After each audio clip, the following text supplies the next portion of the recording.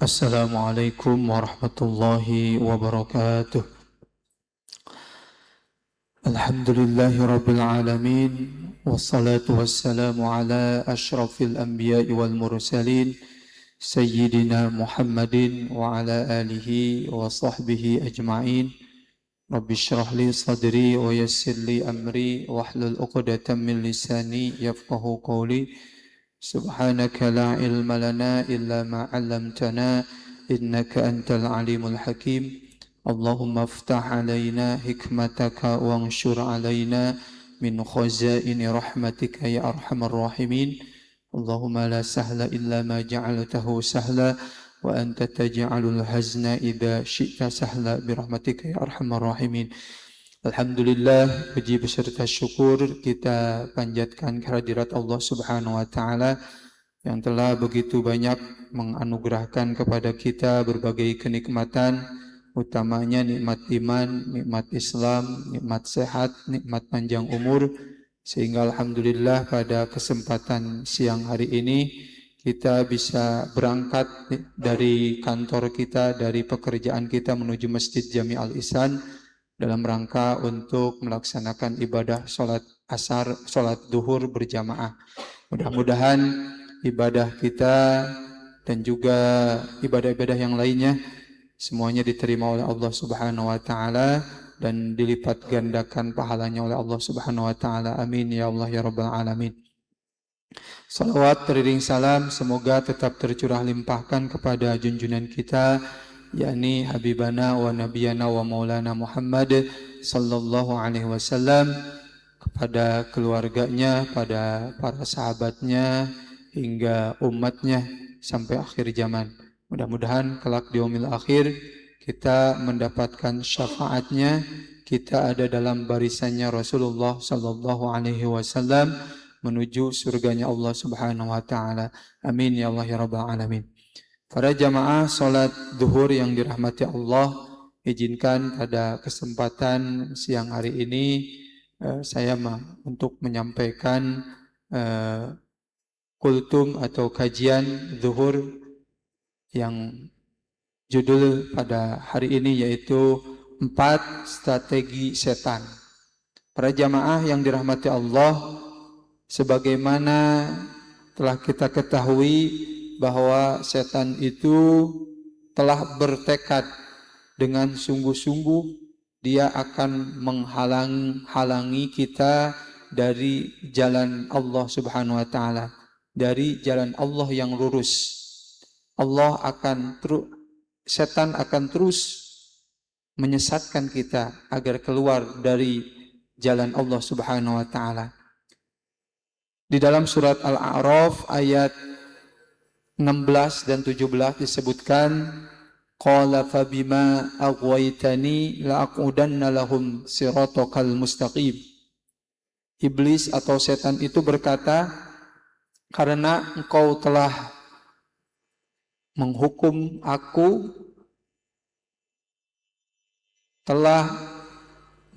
aku tersesat, ya, terlaknat, terkutuk, la'aqudanna lahum siratakal mustaqim. Maka kata setan, kata iblis, aku bertekad akan sungguh-sungguh menghalang-halangi manusia, menghalang-halangi anak Adam, siratakal mustaqim, dari jalanmu yang lurus. Jadi setan akan senantiasa menggoda kita dari jalan Allah yang lurus. Dengan cara apa? Di dalam ayat selanjutnya, di ayat 17 disebutkan, thumma la'atiyannahum min baini aydihim wa min khalfihim wa an aymanihim wa an syama'ilihim wa la tajidu aktsarahum syakirin. Kemudian kata setan, aku akan mendatangi mereka baina aydihim, min baini aydihim, dari depan mereka, wa min khalfihim, dari belakang mereka, wa an aymanihim, dari kanan, wa an syama'ilihim, dari kiri. Wala tajidu aktsarahum syakirin, dan engkau tidak akan mendapatkan kebanyakan dari mereka itu bersyukur atau taat kepada Allah Subhanahu wa taala. Jamaah yang dirahmati Allah, Ibnu Katsir dalam tafsirnya menyebutkan 4 strategi setan dalam menyesatkan manusia. Yang pertama yaitu menggoda manusia dari depan. Dengan cara apa? Dengan cara menanamkan keraguan tentang kehidupan akhirat. Jadi setan menggoda dari depan dengan cara menanamkan keraguan tentang kehidupan akhirat. Ada keraguan, apakah surga itu ada gitu ya? Apakah neraka itu ada ya? Apakah kebaikan itu akan mendapatkan balasan nanti di akhirat? Emang kita setelah mati mau dihidupkan kembali atau ada kehidupan kembali? Nah, ini setan yang menggoda supaya kita ragu terhadap kehidupan akhirat. Supaya kita tidak percaya terhadap kehidupan akhirat. Yang akibatnya apa? Yang akibatnya kita tidak mau melaksanakan amal soleh. Karena buat ngapain? Buat apa kita beramal kebaikan? Buat apa kita ibadah? Karena nanti tidak ada kok kehidupan di akhirat itu. Nah, jadi tidak ada amal soleh yang dilakukannya. Nah, ini berbahaya. Bahkan di dalam Al-Quran disebutkan, di dalam surat Al-Isra disebutkan, wa annal ladzina la yu'minuna bil akhirati a'tadna lahum adzaban alima. Dan sesungguhnya bagi orang yang tidak beriman terhadap akhirat, tidak percaya terhadap akhirat, a'tadna lahum adzaban alima. Bagi mereka adalah azab yang sangat pedih. Allah menyiapkan bagi mereka itu azab yang sangat pedih. Maka dari itu, hati-hati jika ada terbersit dalam hati kita, kita tidak percaya terhadap kehidupan akhirat, maka kita lagi digoda oleh setan lewat depan. Kemudian yang kedua, setan akan menggoda kita dari belakang. Dengan cara apa? Dengan cara menumbuhkan rasa terlalu cinta terhadap dunia. Ini merupakan salah satu penyakit terbesar gitu ya. Kebahagiaan itu hanya diukur dengan harta, dengan jabatan, dengan kendaraan, dengan rumah, dengan kemewahan yang lainnya. Yang akhirnya manusia itu rela mengorbankan agamanya demi dunia. Nah, hati-hati. Jadi hubud dunia, cinta terhadap dunia boleh, tapi terlalu cinta terhadap dunia itu yang tidak boleh. Terlalu cinta terhadap dunia itu seperti apa? Ketika kita di kantor dengan kesibukan kita tiap hari sibuk, terus kita mendengar azan, ya, bertemu dengan waktunya sholat, tapi kita mengabaikannya. Kita terus aja bekerja supaya dapat jabatan, supaya dapat bonus. Nah, ini terlalu hubud dunia, terlalu cinta terhadap dunia. Gitu. Kita sibuk meladeni pembeli, ya, sehingga kedengaran azan kita abaikan, sehingga habis waktu untuk meladeni para pembeli. Nah, ini adalah terlalu cinta terhadap dunia. Boleh cinta terhadap dunia, tapi tidak boleh terlalu cinta terhadap dunia. Para jamaah yang dirahmati Allah, makanya terlalu cinta terhadap dunia itu akan mengakibatkan seseorang mendapatkan kerugian nanti di akhirat. Di dalam hadis riwayat Ahmad disebutkan, Rasulullah bersabda, "Man ahabba dunyahu adarra bi akhiratihi." Kata Rasulullah, siapa yang begitu gila dengan dunianya, terlalu cinta terhadap dunianya, adarra bi akhiratihi, maka itu akan memadaratkan akhiratnya. Jadi nanti di akhirat dia akan mendapatkan kerugian. Karena apa? Karena orang yang terlalu cinta terhadap dunia, dia akan menghalalkan segala cara untuk mendapatkan dunia itu. Jadi hati-hati. Kemudian yang ketiga, setan itu akan menggoda manusia itu dari sebelah kanan, gitu ya. Dengan cara apa? Dengan cara menanamkan keraguan terhadap syariat, terhadap ajaran agama. Kalau tadi yang pertama menanamkan keraguan terhadap kehidupan akhirat, yang ketiga ini menanamkan keraguan terhadap syariat, terhadap ajaran agama. Ini yang mengakibatkan manusia menganggap bahwa ajaran agama itu adalah persoalan yang sepele, gitu ya. Ngapain sih sholat, gitu ya. Di perjalanan pulang kantor kejebak macet, maghrib isya, ya udahlah lewatlah, gitu ya. Menyepelekan ajaran agama.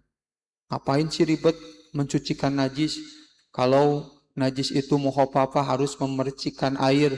Kalau najis mutawasito harus mengalirkan air. Kalau najis mugolado harus mencuci 7 kali basuhan, dicampur salah satunya dengan tanah. Ribet gitu ya. Ngapain, udah aja pakai tisu basah, dilap bersih, udah gitu. Ini menganggap sepele terhadap hukum-hukum Allah. Nah, ini adalah setan. Setan yang menggoda lewat sebelah kanan. Gitu ya.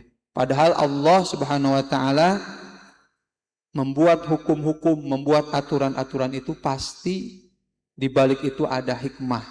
Allah Subhanahu wa taala Maha mengetahui apa yang terbaik bagi hambanya. Maka dari itu sifat seorang mukmin, seorang yang beriman itu adalah sami'na wa ata'na. Nah, kita mendengar dan mengetahui, juga mentaatinya. Kita mendengar dan mentaatinya. Kita tahu dan mentaatinya. Kata Allah harus sholat 5 waktu, ya sholat. Kalau kata Allah, kata Rasulullah, mencuci najis mugoladoh itu harus campur tanah, ya udah campur dengan tanah. Sami'na wa ata'na, gitu ya. Jadi mendengar dan taat, gitu ya. Jangan sampai kita menjadi sami'na wa asaina, gitu ya. Kita tahu, kita mendengar, tapi kita melanggarnya. Nah, tidak boleh. Kemudian para jamaah yang dirahmati Allah, yang keempat, setan itu akan menggoda kita dari sebelah kiri. Dengan cara apa? Dengan cara merangsang manusia untuk berbuat maksiat. Itu ya. Setan akan menghiasi maksiat, menghiasi perbuatan dosa itu dengan terlihat indah. Nah, ini setan, gitu ya. Di kalangan kaum muda, di kalangan kaula muda ya, kita ada istilah pacaran. Ya, pacaran itu dianggap sebuah hal yang biasa, gitu ya.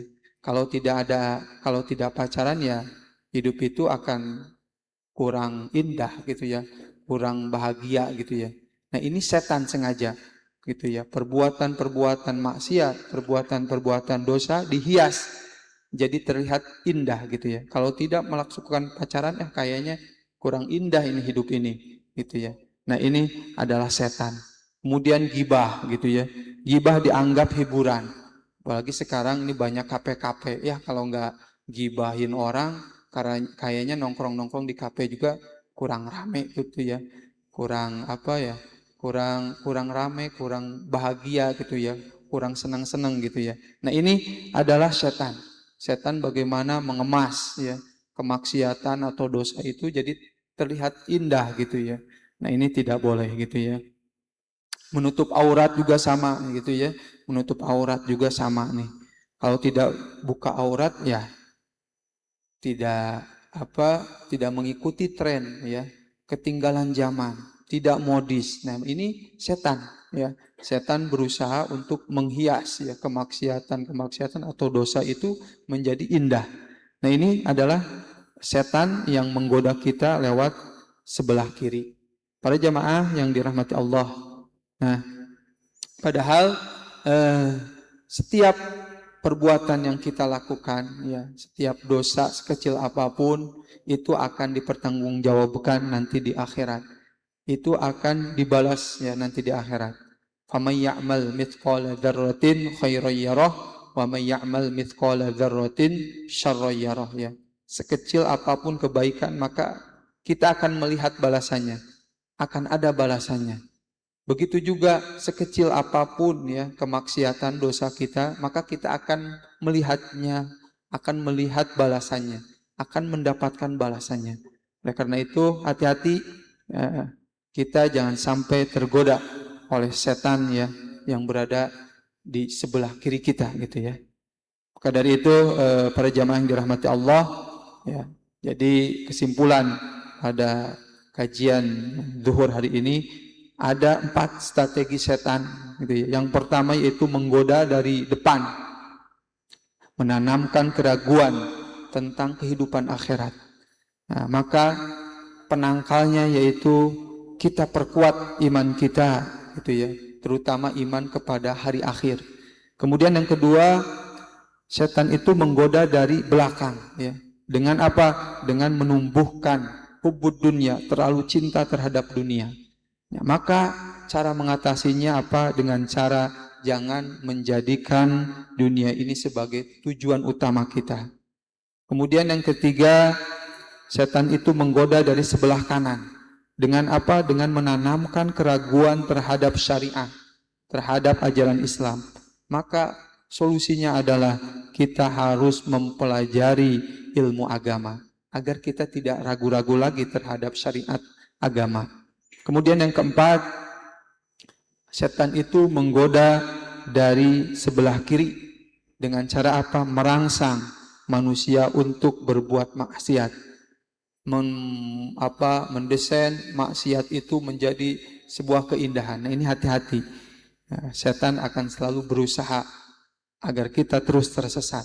Maka caranya yaitu kita harus menjauhi maksiat itu sekecil apapun gitu ya. Para jamaah yang dirahmati Allah, mungkin itu saja yang dapat saya sampaikan. Kurang lebihnya mohon maaf. Billahi taufiq wal hidayah. Wassalamualaikum warahmatullahi wabarakatuh.